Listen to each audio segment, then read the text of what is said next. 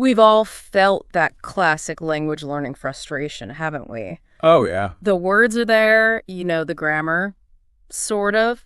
Makes sense, yet the moment you open your mouth, your mind just goes completely blank. Totally blank, yeah. It's that mental wall, right? That sudden inability to actually say anything, even after all that study. That moment, that mind blanking, it's almost universal for language learners. Yeah.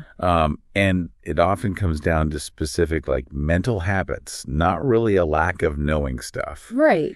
And our deep dive into the sources, it really pinpoints what those habits are. Millions, literally millions, feel this exact frustration, but many don't get the real reasons why progress feels so slow. Okay.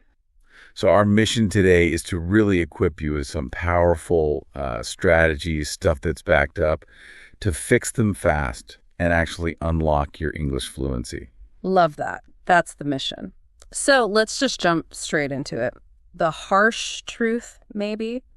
The core reasons why so many learners struggle to get that speaking fluency, insights straight from our deep dive. Let's do it. Okay, so the first critical reason we uncovered. They only study English. They don't actually use it. It's like treating English purely as, a school subject.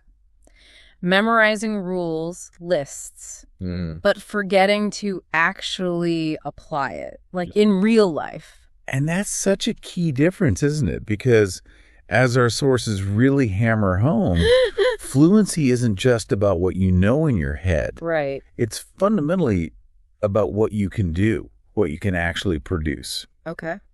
So the crucial fix here, the big shift, is to start weaving English into your daily life.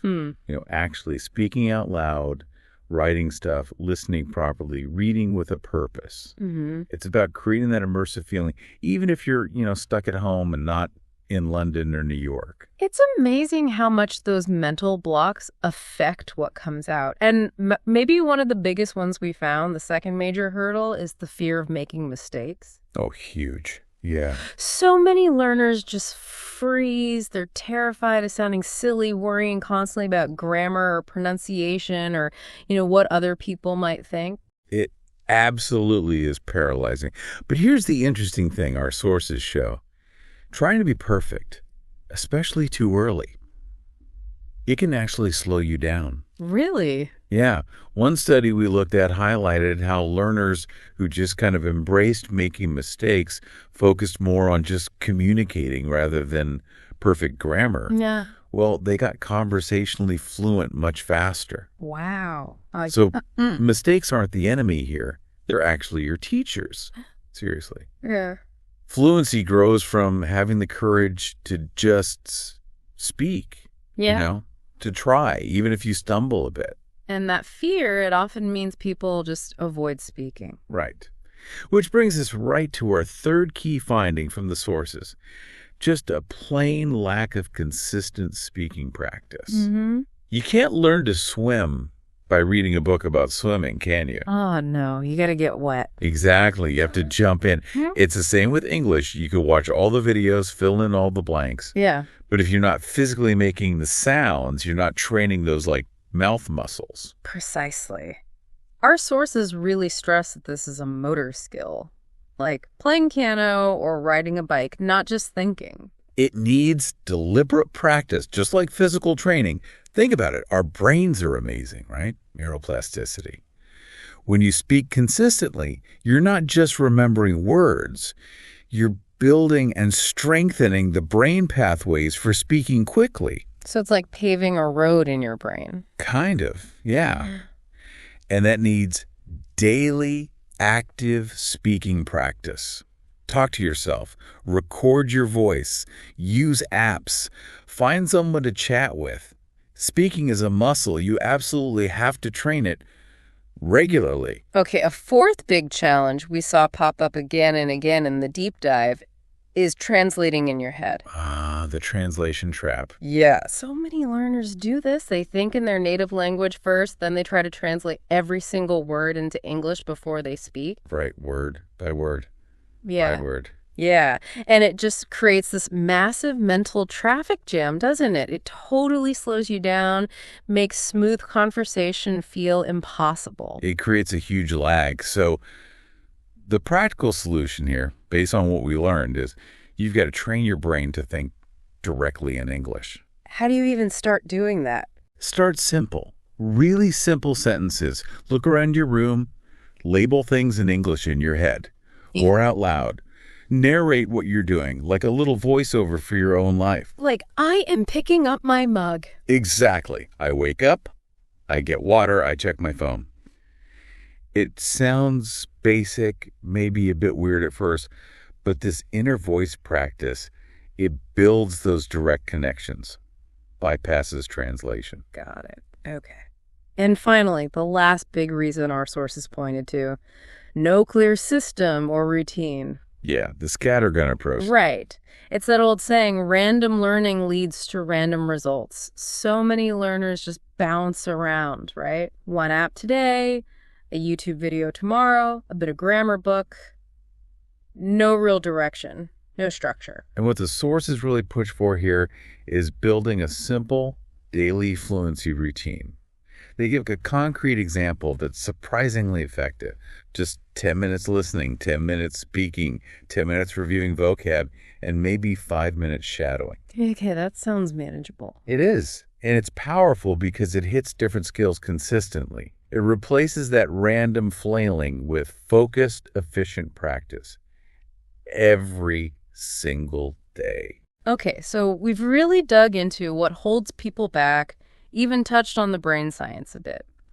Let's shift gears now to the fluency formula. What actually works?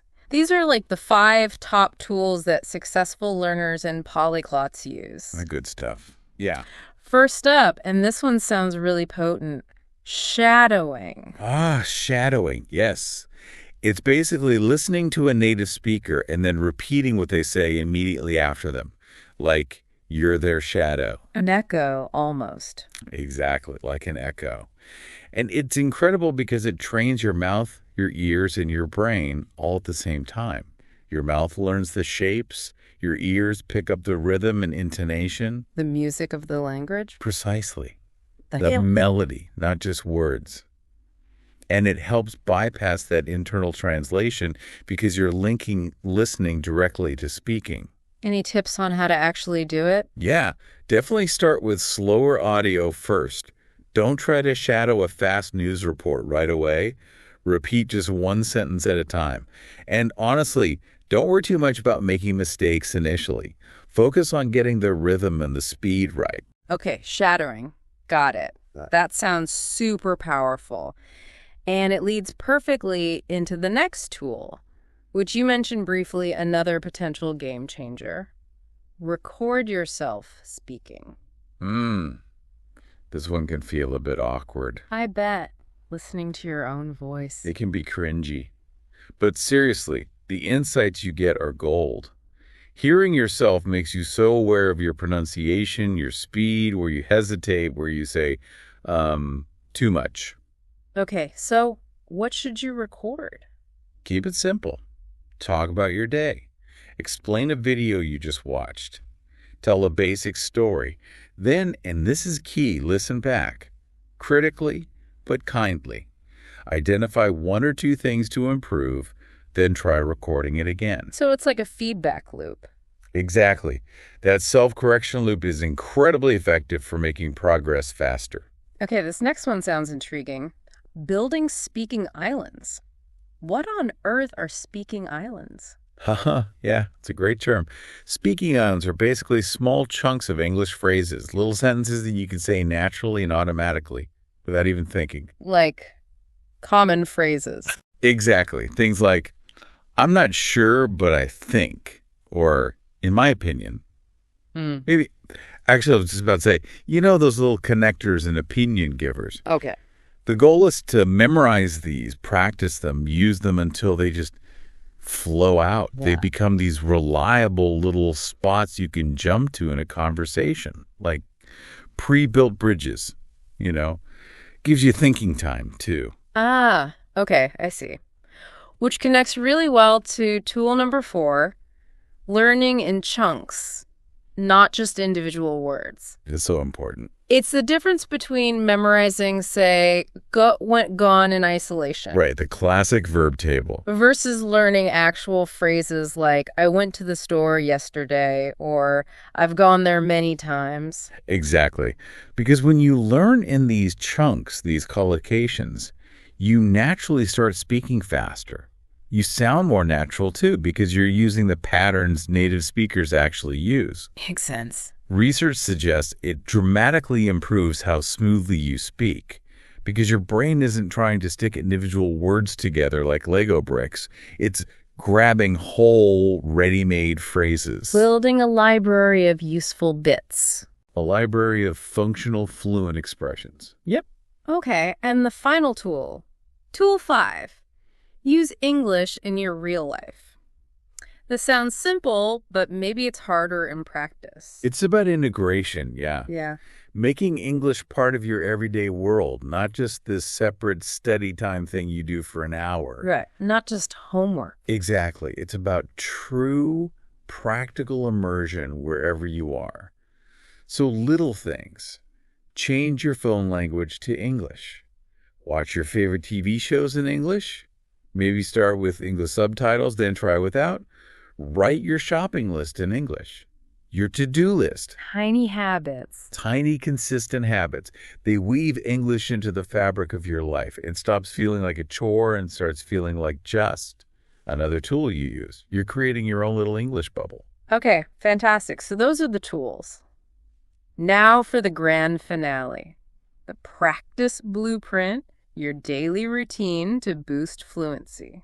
This is the actionable plan, right? A Yep. simple daily schedule to help you speak better in, say, 30 days using all these ideas. That's the goal. And remember, the absolute key here is consistency. Way more important than trying to be perfect. Right. Little and often. Exactly. Our sources really show that short, consistent bursts are much better than trying to cram for hours once a week. So here's a potential plan.